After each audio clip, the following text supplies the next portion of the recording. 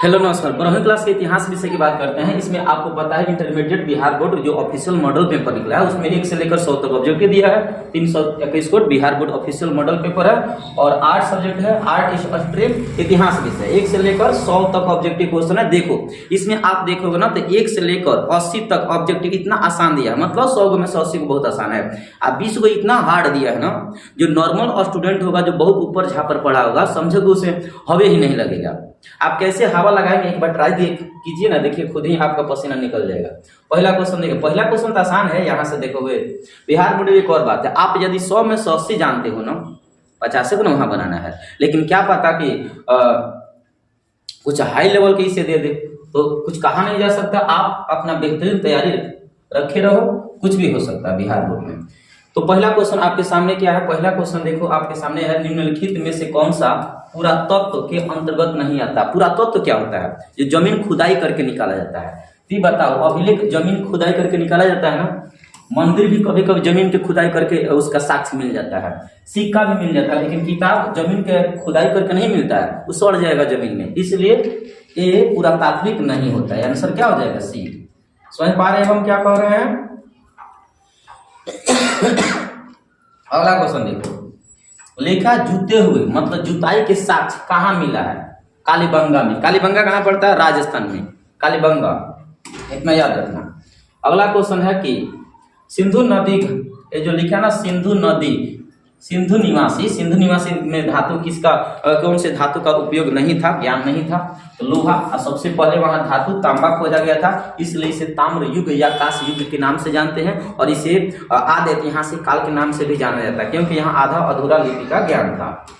अगला क्वेश्चन है 4 नंबर, आपसे पूछेगा मिसोपोटामिया, ये जो बोला है ना मिसोपोटामिया लेख में किस नाविकों का देश कहा जाता है? देखिए मिसोपोटामिया सभ्यता की बात करोगे वो पश्चिमी देश की सभ्यता है। इसमें जो नाविकों का देश कहा जाता है ना, मेलुआ को कहा था। मेलुआ का मतलब होता है ऐसा बैल या सांड जिसका बहुत बड़ा कुबर होता है, उसी को मेलुआ बैल कहा जाता है। तो नाविकों का देश कहाँ किससे कहते हैं? मेलुआ का कहते हैं, हालांकि जगह का भी नाम है। अगला देखो 5 नंबर क्वेश्चन है कि सबसे लंबा हड़प्पा शिलालेख में कितने चिन्ह होते हैं? हड़प्पा सभ्यता में बहुत बड़ा शिलालेख मिला है, तो उसमें सबसे ज्यादा जो चिन्ह मिला है ना 26 गो मिला है। कितना मिला है? 26 गो। तो ये आंसर काफी आसान है। प्रश्न भी। अगला क्वेश्चन है कि हड़प्पाई मुहर पर कनिंघम ने कब रिपोर्ट पेश किया? हड़प्पाई मुहर जो मिलता था हड़प्पा के मुहर, उसमें जो कनिंघम साहब रिपोर्ट पेश किए थे ना 1875 ईस्वी में पेश किए थे। 1875, इस डेट को आप भली भांति याद रखना। अगला क्वेश्चन आपसे पूछेगा राजगीर किस महाजनपद की राजधानी हुआ करता था? मगध।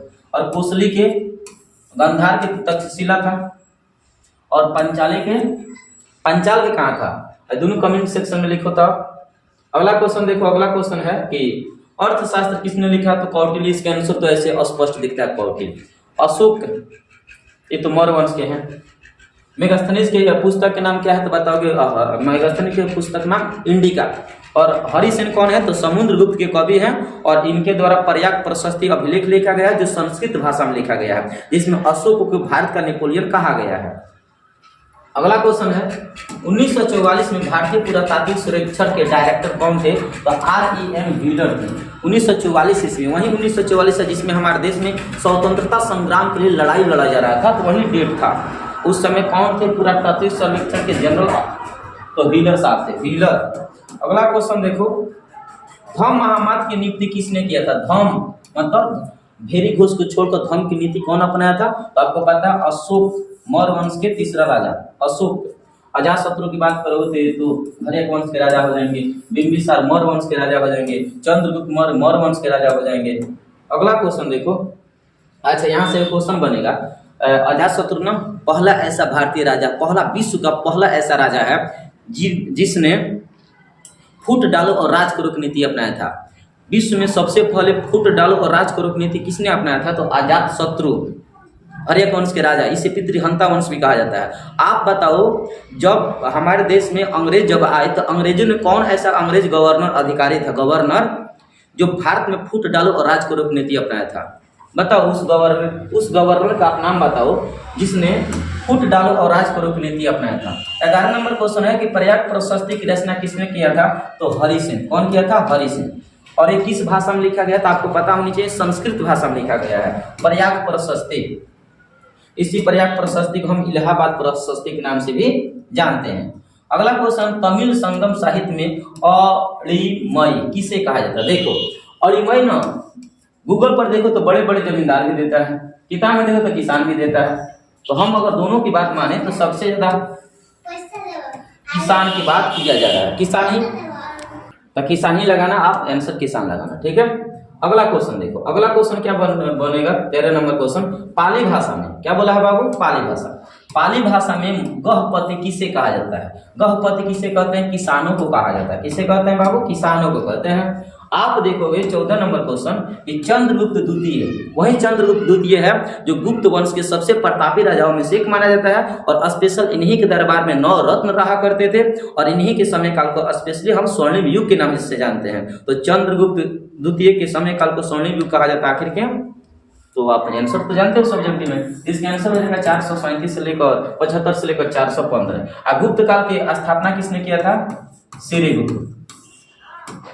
इस बात को याद रखना। गुप्त काल में एक प्रथम भी था, जैसे चंद्रगुप्त प्रथम, तो चंद्रगुप्त प्रथम गुप्त संवंत का स्थापना किया था। कब किया था गुप्त संवंत का स्थापना? आप कमेंट सेक्शन में लिखो, जो जो हम पूछ रहे हैं ना कमेंट में करो, ताकि हमें भी तो पता चले कि हमें देखने वाले हमारे जो भी स्टूडेंट है वो कौन कौन से कहाँ तक उनकी जानकारी है।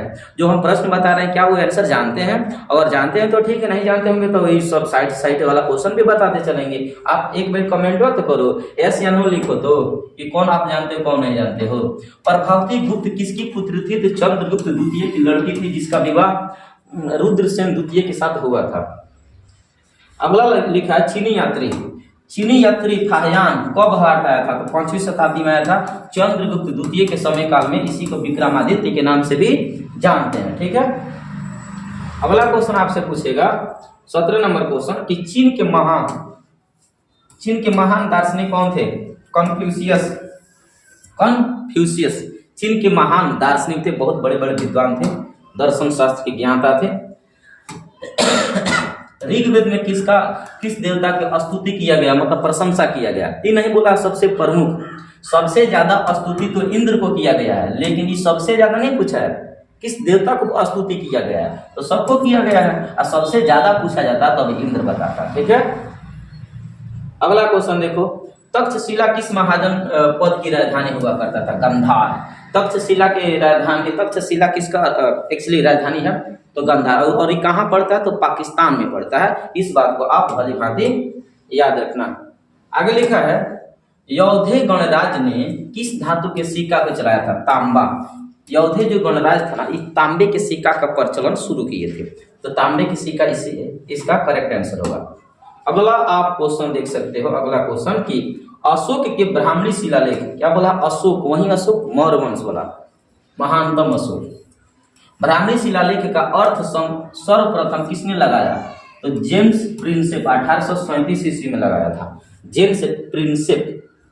सूर्य लिखा सुदर्शन झील। सुदर्शन झील कहाँ है? तो गुजरात के सौराष्ट्र जिला में पड़ता है, गुजरात में। और एक्चुअली सुदर्शन झील का स्थापना चंद्रगुप्त मौर्य ने किया था और इसका बार बार समय के साथ साथ कई गो राजा मरम्मत भी किए हैं। तो ये बोला है रुद्रसेन। रुद्र दामन का शिलालेख किस में लिखा गया, किस भाषा में लिखा गया है? तो उस शिलालेख का नाम है जूनागढ़ शिलालेख। उसी जूनागढ़ शिलालेख में ये बताया गया है कि रुद्र दामन और सुदर्शन झील का मरम्मत कराया है और इसकी जानकारी जूनागढ़ अभिलेख से मिलता है। कौन भाषा में लिखवाया है? संस्कृत भाषा में लिखवाया है। अगला क्वेश्चन है कि बुद्ध के बचपन के नाम क्या है? तो इस तो सबको पता है, बुद्ध के बचपन का नाम सिद्धार्थ है, याद रखना सिद्धार्थ। अब बुद्ध के सबसे परम शिष्य जो हुआ करते थे आनंद हुआ करते थे। अगला देखो, बुद्ध के ज्ञान कहाँ की प्राप्ति? बुद्ध के ज्ञान कहाँ मिला? बोध गया में मिला था। 6 वर्ष कठोर तपस्या करने के बाद इनको सत्य के ज्ञान मिलता है। कहाँ? बोध गया में। बोध गया अपना बिहार में है। सांची का स्तूप की खोज कब हुई थी? सांची का स्तूप कहाँ है? तो मध्य प्रदेश के रायसेन जिला में है और ये 1818 ईस्वी में इसका खोज हुआ था, ठीक है। 1818 में इसका खोज हुआ था। मध्य प्रदेश के रायसेना में है जिला, रायसेना जिला। जैन धर्म के 24वें तीर्थंकर कौन थे? तो जैन धर्म के 24 नंबर के तीर्थंकर महावीर स्वामी थे। कौन थे बाबू? महावीर स्वामी। अब 23वां नंबर के पार्श्वनाथ हैं, ऋषभ देव प्रथम तीर्थंकर हो जाते हैं। अल-बुरूनी ने किताब उल हिंद किस भाषा में लिखा? अरबी भाषा में। अल-बुरूनी कहाँ का रहने वाला था? वहीं तजाकिस्तान का रहने वाला था। मोहम्मद गजनवी के साथ भारत में आया था और भारत के इतिहास जानने वाले प्रथम इतिहासकार है। भारत की जानकारी लेने वाले, भारत के इतिहास या भारत के इतिहास पढ़ने वाले प्रथम इतिहासकार कौन था? अल-बुरूनी था। ये अपने पुस्तक में बताता, किताब उल हिंद में। किताब इब्न बतूता लिखा है। इब्न बतूता को किसने? दिल्ली के काजी का मतलब होता है न्यायाधीश, जज। तो दिल्ली का जज किसने नियुक्त किया था? मोहम्मद बिन तुगलक जज बना दिया था, जज। इस बात से आप अवगत रहना। अगला है travels in India Mughal empire. Travels in the Mughal empire, ये जो पुस्तक है ना, ये किसके द्वारा लिखा गया है? तो फ्रांसिस बर्नियर। ये शाहजहां के समय काल में आया था और शाहजहां के जो लड़का था दारा शिकोह, उसका इलाज किया था। पूरा तरह से थक चुका था, दारा शिकोह ठीक नहीं हो रहा था। इतना बढ़िया हुक्मी दवा कर दिया कि बस सुई गांठ दिया पीछे के, एकदम ठीक ठाक हो गया। सुई नहीं खरीद हुआ दवा कहो उसे। 30 नंबर क्वेश्चन है कि निम्नलिखित में से कौन यूरोपीय यात्री हमारे भारत में बहुत से आए हैं, लेकिन कुछ यूरोपीय यात्री ऐसे हैं जो भारत में पूरी तरह से बस गए थे। इसमें बताना है कि कौन ऐसा यूरोपीय यात्री है जो भारत में हमेशा के लिए बस गया। मनुची। कौन था? मनुची। और चेन्नई में आया था। चेन्नई शहर इसे इतना अच्छा लगा कि यहीं बस गया 1720 में। ठीक है, इस बात को आप याद रखना। पुरी क्या लिखा है? पुरी उड़ीसा में पूजे जाने वाले भगवान जगन्नाथ किस देवता के रूप में है? पुरी एक शहर है, उड़ीसा के एक शहर है, उसमें जगन्नाथ मंदिर है। जगन्नाथ किस देवता के रूप में माने जाते हैं? तो विष्णु। और विष्णु जो होते हैं ना, विष्णु कृष्ण भगवान के अवतार माने जाते हैं। और कृष्ण के बगल में हलधर, बलराम और कृष्ण के बहन सुभद्रा, तीनों का पूजा ही होता है। तो कृष्ण और उनके भाई का नाम है बलराम और बहन का नाम है सुभद्रा, ये तीनों का बगल में मूर्ति है। और कृष्ण का जो अवतार है विष्णु, तो इन्हीं का पूजा किया जाता है। कृष्ण का नहीं किया जाता, बल्कि कृष्ण के, हालांकि कृष्ण का भी वहाँ है, लेकिन कृष्ण का जो रूप है ना विष्णु, इसको इस देवता का रूप माना जाता है। दोनों एक ही ना है, अवतार है उनका। इनमें से भाई मत लगा देना। क्या लगाएगा? विष्णु।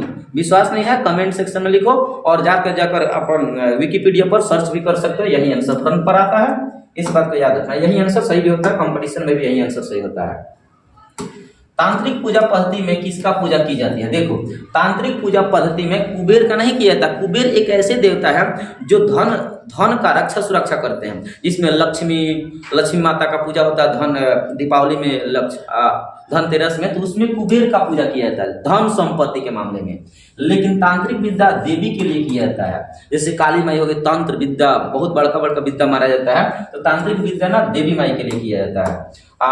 जो कुबेर होता है वो धन संपत्ति के लिए किया जाता है। निम्नलिखित में से कौन से स्त्री अलवार संत थे? तो अंडाल। अलवार संत कौन थी? अंडाल थे। कराइकल दूसरा संत थे कराइकल। अलवार पूछा तो अंडाल बताओगे आप। निम्नलिखित में से कौन सा नयनार संतों की रचना होता है? नयनार देखो, नयनार कौन था? अलैयार, दिव्य प्रबंधन और तौरम, इसलिए आंसर हो जाएगा दोनों इनमें से सी, मतलब दोनों होगा। अगला है किस देश से आए हुए मुसलमानों को ताजिका कहा जाता है? मध्य एशिया में एक ताजिकिस्तान नामक देश है, ताजिकिस्तान, उसी देश से जो मुस्लिम हमारे देश में हैं उसी को हम क्या कहते हैं? ताजिका कहते हैं। आंसर क्या हो जाएगा? ताजिकिस्तान। 36 नंबर क्वेश्चन देखो, निम्नलिखित में से किसे सुल्तान उल मशीद कहा जाता है? निजामुद्दीन औलिया को कहा जाता है। किसको कहा जाता है? निजामुद्दीन औलिया को कहा जाता है। इस बात से आप अवगत रहना। अगला क्वेश्चन है खालसा पंथ। खालसा पंथ की स्थापना कब हुआ? आप बता दो 1699 ईस्वी में। कब मेरे जान? 1699 ईस्वी में स्थापना हुआ था। 1699 ईस्वी में गुरु गोविंद सिंह किए थे। कौन किए थे? गुरु गोविंद सिंह, जिसमें 5 गो ककार बोले थे। 5 ककार, केस रखना है, कंघा रखना है, कछिया पहनना है, मतलब काड़ा पहनना है और कृपाण रखना है। 5 क से नाम होता है। 5 गो अनिवार्य था उनका सिद्धांत। अगला है 38 नंबर क्वेश्चन, गुरु नानक ने किसे अपना उत्तराधिकारी बनाया? गुरु नानक प्रथम गुरु थे। गुरु नानक के मतलब सिख धर्म में 10 गुरु हुए हैं। तो पहला गुरु नानक हुए, जिनका जन्म तलवंडी में हुआ था। और दूसरे नंबर के गुरु अंगद हुए और गुरु गोविंद सिंह 10वें थे और गुरु तेग बहादुर 9वें थे। इस बात से परिचित रहना। गुरु ग्रंथ साहिबा में अंतिम संकलन किसने किया था? गुरु नानक। तो क्या लिखा? गुरु गोविंद सिंह। इनका जन्म पटना के आदि साहिबा में हुआ था। अगला क्वेश्चन है, कर्नाटक में वीर शैव परंपरा का उद्भव कब हुआ? तो 12वीं शताब्दी में हुआ था। दक्षिण भारत में शिव लिंगायत वाला ब्राह्मण जो थे ना, उन्हीं के द्वारा ये सब चलाया गया था। हरिहर और बुक्का विजयनगर साम्राज्य की स्थापना 1336 में किया था। और 1336 में याद रखना, 13 क्या लिखा, हरिहर और बुक्का विजयनगर साम्राज्य की स्थापना 1336, हाँ ठीक है 1336 में हुआ था। अगला क्वेश्चन, सुल्लू वंश के राज शासन काल। सुल्लू वंश वही है, विजयनगर साम्राज्य में कुल 4 गो वंश हुआ है, संगम वंश, सुल्लू वंश, तुल्लु वंश और बिंदु वंश। तो ये पूछा सुल्लू वंश मतलब दूसरा का पूछा था। 1485 से लेकर 1505 ईस्वी तक इसका समय काल रहा है। तालीकोटा का युद्ध कब हुआ है? तो तालीकोटा का युद्ध बताओगे 1565। तालीकोटा का युद्ध कब हुआ था? 1665 ईस्वी में तालीकोटा का युद्ध हुआ था। 1565, 1665, 1517 में मर गया, 1565 में हुआ था यार, 1565 में हुआ था। एक बार कमेंट सेक्शन में लिखो, तालीकोटा की 1565 में हुआ था कि 1565 की 1665। आइए किसके बीच हुआ था? अरबिंदो जिसे राक्षसी युद्ध के नाम से भी जाना जाता है, दक्षिण भारत में हुआ था। कमेंट सेक्शन में लिखो तो तालीकोटा का युद्ध कब हुआ था। हम्पी के खोज अगर आपसे पूछा जाए, हम्पी के खोज किया था कॉलिन मैकिन्जे। वहीं हम्पी है, विजयनगर साम्राज्य की राजधानी है हम्पी, और यहाँ विरूपाक्ष मंदिर है जिसका रक्षा सुरक्षा विरूपाक्ष देवता करते हैं। अगला क्वेश्चन है 44 के बाद 45 नंबर क्वेश्चन देखो, बहमनी राज, क्या लिखा है? बहमनी राज की स्थापना की बात किया जाए 1347 ईस्वी में हुआ था। 1206 में देखो तो गुलाम वंश की स्थापना हुआ था कुतुबुद्दीन ऐबक के द्वारा। 1336 में देखो तो हरिहर और बुक्का विजयनगर साम्राज्य की स्थापना करता है। आज 1415-35 में किसी के नहीं होता, तो समय काल चल रहा था। अब्दुल रजा की कहाँ का रहने वाला था? फ्रांस का रहने वाला था। विजयनगर साम्राज्य में राजदूत बनकर आया हुआ था। विजयनगर के राजा को क्या कहा जाता था? विजयनगर के राजा को न राय कहा जाता था। क्या कहा जाता था? राय। नरपति नहीं कहा जाता था, केवल राय। क्या कहा जाता था? राय। दोनों मत लगा देना, केवल राय कहा जाता था। विजयनगर के संरक्षण देवता कौन थे? देखो जब भी कोई ऑप्शन गलत, मान लो कोई टीचर गलत कर रहा है तो आपके पास मोबाइल है, आप सर्च करो और बढ़िया से उसे पूरा खंगालो, दूध के दूध पानी के पानी हो जाएगा, ठीक है। विजयनगर के संरक्षण वाला देवता विरूपाक्ष को कहा जाता है क्योंकि हम्पी में इसी देवता को पूजा पाठ किया जाता था। आंसर क्या होगा? विरूपाक्ष। इन्हीं के द्वारा संरक्षण दिया जाता था। विजयनगर के विट्ठल मंदिर किस देवता को समर्पित है? तो याद रखना विष्णु। किसका? विष्णु को समर्पित है। आमुक्त मूल्य में वो पुस्तक है और ये कृष्णदेवराय के द्वारा लिखा गया है। और कृष्णदेवराय के समय काल बताओगे तो आप बताओगे बाबर के समय काल में था। बाबर के समय काल के था। बाबर इनका बहुत ज्यादा प्रशंसा किया था। और वैसे भी विजयनगर साम्राज्य में अष्ट दिग्गज रहा करते थे। अष्ट दिग्गज किस विदेशी यात्री ने सभा मंडप और महानवमी डिब्बा को संयुक्त रूप से विजय भवन बताया था? तो उसका आंसर था डोमिंगो पेस। ये बोला था ना, जो रामनवमी हमारे बिहार में होता ना, तो उस डिब्बा को विजय भवन बताया था, विजय भवन। तो ये क्या करेगा बेचारा, कुछ जानता तो था नहीं।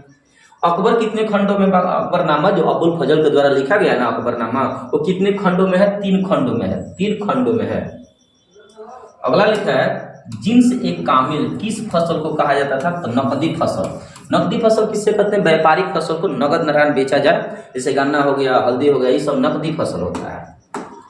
महाराष्ट्र में किसानों को, महाराष्ट्र में क्या बोला है? महाराष्ट्र में किसानों द्वारा दस्तकारों को सेवाओं के बदले में दी गई जमीन जो वंशानुगत हो गई है, वो क्या कहलाती है? मिरास, वतन, जजमानी, इनमें से कोई नहीं। तो देखो ए और सी मिरास और वतन दोनों कहलाती थी, इसलिए आंसर लगाओगे डी। हम इसे कन्फर्म नहीं कर सकते, एक बार आप ही देख लेना, ठीक है। हम चेक किए थे तो यहीं दिया था दोनों, ए वाला दोनों, इसी को लगाना, ठीक है। अगर थोड़ा सा इसमें संदेह होगा तो आप कमेंट करना, फिर से एक बार हम रिसर्च करेंगे। भारत में आलू, टमाटर, तंबाकू कहाँ से लाया गया था? देखो इसका एकदम कंफर्म जानकारी है ना, यूरोप से आया था। कहाँ से आया था? भारत में आया था यूरोप से। क्यों हम प्रमाण दे रहे हैं? देखो यूरोप से पुर्तगाल हमारे भारत में आए थे। पुर्तगाल भारत में आए थे। पुर्तगाल जब आते हैं तो उस समय अकबर राजा था। और अकबर जब राजा था तो उस समय सुरती कौन बनाकर खाया था। सबसे पहले अकबर द्वारा सुरती खाया जाता है और आगे जहांगीर आता है तो सुरती पर प्रतिबंध लगा देता है। तो पुर्तगालियों के द्वारा लाया गया था उसमें। कहाँ से लाया गया था? पुर्तगालियों के द्वारा। तो पुर्तगाली कहाँ के थे? यूरोप के थे। तो इसलिए यूरोप से भारत में आलू, टमाटर, तंबाकू सब लाया गया था। अगर लैटिन अमेरिका का होगा तो उस समय लैटिन अमेरिका भारत में थोड़ी आता था, अमेरिका के लोग थोड़ी आते थे। पुर्तगालियों जहां से लेकर आता है वो अलग बात है, लेकिन पुर्तगालियों के द्वारा भारत में लाया गया। केवल ये पूछ रहा है भारत में, तो भारत में पुर्तगाली लाए हैं। अब पुर्तगाली कहाँ के हैं? यूरोप में। इस बात से याद रखना, किसी के चक्कर में मत पड़ना। अगला है बादशाह नामा किसने लिखा है? तो अब्दुल हमीद लाहौरी लिखा है। कौन लिखा? अब्दुल हमीद लाहौरी। आलमगीर, देखो आलमगीर जो जहांगीर औरंगजेब है तो औरंगजेब का दूसरा नाम होता है आलमगीर, इसका उपनाम होता है। ये लिखा अगला, तुजुक ए बाबरी की रचना किसने किया है? किस भाषा में लिखा गया है? तुर्की, मतलब इसी को बाबर नामा कहते हैं, बाबर के द्वारा लिखा गया था और ये तुर्की भाषा में लिखा गया। किस भाषा में? तुर्की भाषा में लिखा गया। सुलह एक कुल की जो शाब्दिक अर्थ होता है वो होता है सार्वभौमिक शांति। सुलह एक कुल की नीति अकबर के द्वारा लागू किया गया था, अकबर के द्वारा, जिसका अर्थ होता है सार्वभौमिक शांति, मतलब चारों ओर शांति ही शांति होनी चाहिए। 1526 में पानीपत के प्रथम युद्ध में बाबर ने इब्राहिम लोदी को हराया था। किसको हराया था? इब्राहिम लोदी को हराया था। 61 नंबर क्वेश्चन देखो, बांग्लादेश क्या बोला है? अमेरिकी स्वतंत्रता संग्राम के दौरान ब्रिटिश सेना कमांडर कौन था जो बाद में बंगाल का गवर्नर जनरल बना? तो इसका नाम था कर्नवालिस। अस्थायी बंदोबस्त इसी के द्वारा लागू किया गया था। अगला देखो, पांचवी रिपोर्ट क्या बोला है? पांचवी रिपोर्ट में क्या शामिल था? तो पांचवी रिपोर्ट में देखोगे कलेक्टर की रिपोर्ट था, जमींदार, रैयतवाड़ी सबका शामिल था, इसलिए आंसर हो जाएगा डी। पांचवी रिपोर्ट 1813 वाला बात है, ये सब के सब इसमें शामिल था। अगला क्वेश्चन देखोगे, आनंद मठ। आनंद मठ किसकी रचना है? तो बंकिम चंद्र चटर्जी, बंकिम चंद्र की रचना, आंसर हो जाएगा ए। अगला देखो आप, सूर्यास्त कानून। सूर्यास्त कानून अंग्रेजों के द्वारा लागू किया गया था जमींदारों पर। जब जमींदार के यहाँ सूर्य का अस्त होगा तो उस समय जमींदारों को टैक्स देना पड़ता है, मतलब वो कहीं से वो रैयत से लेकर आएंगे और जमींदार अंग्रेजों को देंगे। तो सूर्यास्त कानून किस पर लागू था? जमींदारों पर। दामिन एक कुल जो संथाल विद्रोह हुआ था ना, दामिन एक कुल वाला क्षेत्र में, तो उसका सीमा अंकन, मतलब सीमा का अंकन कब किया गया था?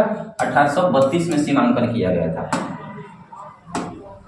अगला, अमेरिका के गृह युद्ध कब हुआ था? 1861 में शुरू हुआ और 1865 तक गया था। तो 61 में शुरू हुआ था, इस बात को याद रखना। दक्कन दंगा आयोग की बात करते हैं तो 1875 में शुरू हुआ था, लेकिन रिपोर्ट पेश हुआ 1878 में। आंसर हो जाएगा 1878 में।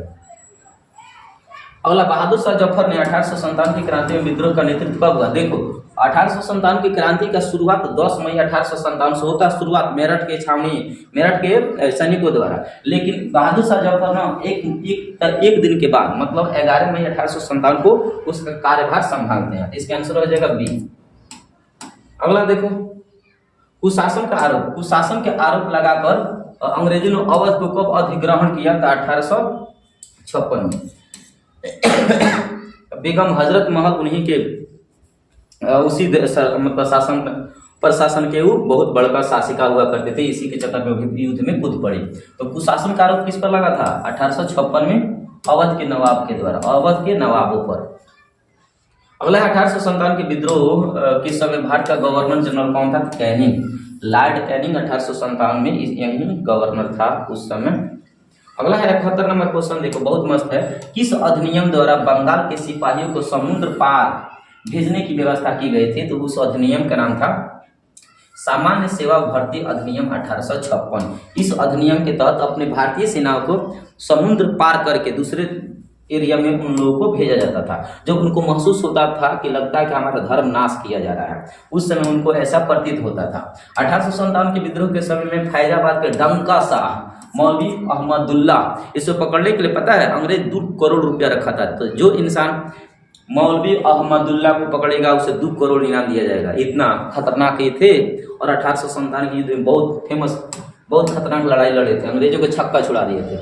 लेकिन संजोग बस हमारे देश के ऐसे गद्दार होते हैं जो पकड़वा देते हैं, मरवा देते हैं। निम्नलिखित में से किसे अंग्रेजों ने फांसी पर लटका दिया?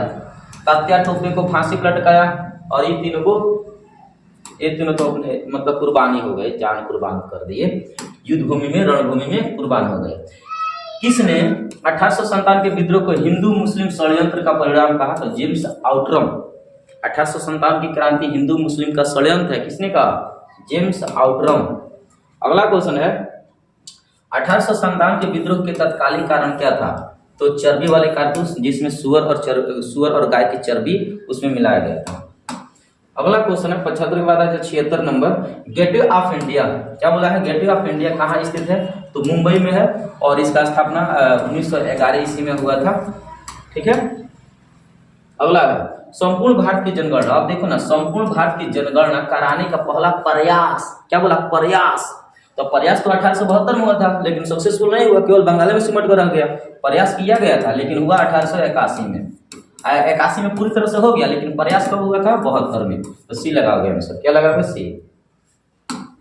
अगला है 1878 में सर्वे ऑफ इंडिया की स्थापना क्यों की गई? क्योंकि उस समय ना अंग्रेजों को जितने भी क्षेत्र था उस सबको संगठित करना था, इसलिए नक्शा तैयार करने के लिए सोचा था, इसलिए स्थापना की गई थी। महात्मा गांधी के राजनीतिक गुरु कौन थे? तो महात्मा गांधी के राजनीतिक गुरु गोपाल कृष्ण गोखले हुआ करते थे। गोपाल कृष्ण गोखले। गांधी जी साबरमती आश्रम की स्थापना कहाँ की? अहमदाबाद में। कब? 1915 में। अगला क्वेश्चन देखो, कांग्रेस और मुस्लिम लीग के बीच समझौता कब हुआ? 1916 में। अंबिका चरण मजूमदार उसकी अध्यक्षता किया करते थे। इसमें समझौता भी हुआ, नरम दल और गरम दल में समझौता हुआ था। अहमदाबाद के कपड़ा मिल मजदूरों का आंदोलन कब हुआ था? 1918 में। 1917 में बिहार के चंपारण हुआ था। 1919 में खिलाफत आंदोलन और एक और हुआ था, उसे क्या कहा गया? जालियांवाला बाग हत्याकांड। 1916 में कोई घटना, आज ये घटना लखनऊ वाला हुआ था। आगे देखो, 1919 में दिल्ली के अखिल भारतीय खिलाफत सम्मेलन का अध्यक्षता कौन किया था? 1919 में अखिल भारतीय खिलाफत गांधी जी किए थे। तुर्की के खलीफा मर गया था ना, इसलिए खिलाफत आंदोलन चलाया गया था। गांधी जी ने असहयोग आंदोलन कब प्रारंभ किए? 1 अगस्त 1920 ईस्वी। 1920 ऑप्शन हो जाएगा, ये आपका सही हो जाएगा। अगला क्वेश्चन 84 बाय 85 देखो क्या बोला है? क्या बोला है साहब? कौन से साइमन कमीशन के सदस्य नहीं थे? देखो साइमन कमीशन में सब के सब अंग्रेज थे, जो जालियांवाला क्या नाम था उसका, जालियांवाला बाग हत्याकांड को जांच पड़ताल करने आए थे, लेकिन सब के सब अंग्रेज थे, इसलिए उसका विरोध किया गया। Simon commission go back. इसमें कोई भारतीय नहीं था, सब भारतीय ऑप्शन दिया है। इसका आंसर क्या होगा? इनमें से कोई नहीं। क्यों? क्योंकि सब के सब अंग्रेज थे। भारतीय के नाम लिख रहा है, ऑप्शन क्या होगा? इनमें से कोई नहीं।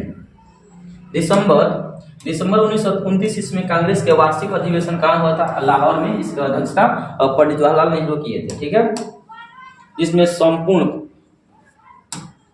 पूर्ण स्वराज का मांग किया गया था। गांधी इरविन समझौता 4 मार्च 1931 ईस्वी को हुआ था। गांधी इरविन समझौता। 87 के बाद आज अब 88 नंबर क्वेश्चन है, अंग्रेजों के विरुद्ध विद्रोह करने वाली रानी गैडी नल्यू कहाँ की रहने वाली थी? तो मणिपुर की रहने वाली थी। कहाँ की थी बाबू? मणिपुर की रहने वाली थी। सांप्रदायिक पंचाट, क्या लिखा? सांप्रदायिक पंचाट लिखा। इसकी घोषणा अगस्त 1932 ईस्वी में हुआ था। कब हुआ था? अगस्त 1932 ईस्वी में। 7 अगस्त 1942 ईस्वी को मुंबई कांग्रेस अधिवेशन की अध्यक्षता किसने किया? तो जवाहरलाल नेहरू ने किए थे। कौन किए थे? जवाहरलाल नेहरू। इस भारत छोड़ो आंदोलन भी इसमें छोड़ा गया था। अगला क्वेश्चन है कि 21 अक्टूबर 1943 को सुभाष चंद्र बोस ने स्वतंत्र भारत की अस्थायी सरकार कहाँ स्थापना किए थे? सिंगापुर में। वहीं सिंगापुर दक्षिण और पूर्वी एशियाई क्षेत्र में, सिंगापुर में किए थे। अगला क्वेश्चन है 92 नंबर, देखो कितना मस्त है। निम्नलिखित में से कौन से कैबिनेट मिशन के सदस्य नहीं थे? देखो लारेंस थे, क्रिप्स थे, अलेक्जेंडर थे, लेकिन भाई नहीं थे, बेबिल नहीं था। आंसर क्या होगा? डी होगा। आंसर क्या होगा बाबू? डी हो जाएगा। क्लीमेंट एटली, यही एटली है जो घोषणा करता है कि जून 1948 ईस्वी में भारत को पूरी तरह से आजाद कर दिया जाएगा। तो बोला है कि एटली कब घोषणा किया कि जून 1948 तक भारत को आजाद कर दिया जाएगा? तो घोषणा किया था फरवरी 1947 में घोषणा किया था। अगला क्वेश्चन है कि भारत का विभाजन ब्रिटिश शासन की किस योजना के परिणाम है? आंसर होगा माउंटबेटन योजना। माउंटबेटन योजना का परिणाम है, लेकिन माउंटबेटन योजना इसमें नहीं है। तो माउंटबेटन योजना का दूसरा प्लान था, मतलब इसी का दूसरा नाम होता है बाल्कन योजना। आंसर क्या होगा? बाल्कन योजना। आप गूगल पर जाना, सर्च करना बाल्कन योजना क्या है, तो उसमें बताएगा पंजाब का बंटवारा करने वाले और बंगाल को बंटवारा करने वाला एक योजना है जो माउंटबेटन के द्वारा लागू किया गया था। तो आंसर क्या होगा? ये होगा। और मत बताना कैबिनेट मिशन का मामला था भारत को आजाद दिलाना, बंटवारा करना नहीं था, गलती से वो मत लगा देना। संविधान सभा की पहली बैठक कब हुआ था? देखो पहली बैठक की अध्यक्षता बोला, अच्छा डॉक्टर सच्चिदानंद सिन्हा और अस्थायी अध्यक्ष थे। 6 दिसंबर 1946 ईस्वी को इसका स्थापना होता है। 9 दिसंबर को 1946 को पहली बार बैठक होता है जिसका अध्यक्षता सच्चिदानंद सिन्हा कर रहे थे, जो बिहारी थे, उस समय बिहारी के थे। आगे देखो संविधान सभा का निर्माण कब पूरा हुआ? तो 1949 ईस्वी में बनकर पूरा हो गया, 26 नवंबर 1949। इसलिए प्रत्येक 26 नवंबर को हम लोग संविधान दिवस मनाते हैं। हिंदी को राष्ट्रभाषा, अब यहाँ देखो हिंदी को राष्ट्रभाषा बनाने की वकालत संविधान सभा में किसने पेश किया था? तो उनका नाम था गोपाल